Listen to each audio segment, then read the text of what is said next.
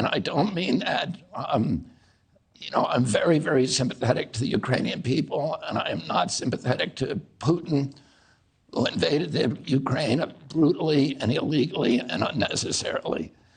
But we have neglected many, many opportunities to settle this war peacefully. And by the way, my son, Connor, went over to the Ukraine and fought for a special forces unit. He was a machine gunner, and he fought in the Kharkiv offensive. And so I, myself and my family are very, very sympathetic to the Ukrainian people. But I think the way that we have conducted the war is bad for the Ukrainian people, is terrible for the Ukrainian people. This is a story that's been very much in the headlines this week with the failed rebellion in Russia by Putin's own mercenary henchman, Yevgeny Prigozhin.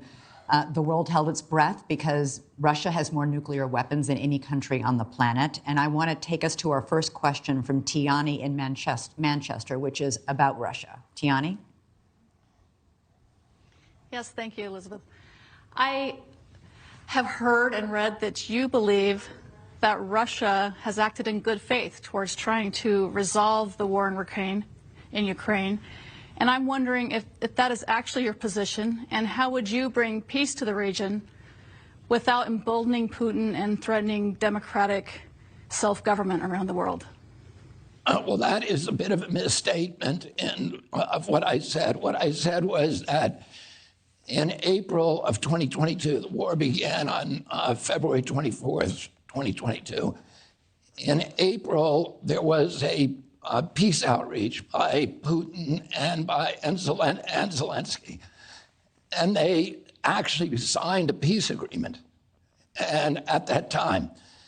And Boris Johnson was dispatched by the White House to sabotage that agreement. The Russians were acting in good faith. After signing that agreement, they were actually withdrawing troops from the area around Kiev. So it was clear that they were operating in good faith at that point, and we were not operating in good faith. We should be trying to settle this war through diplomacy.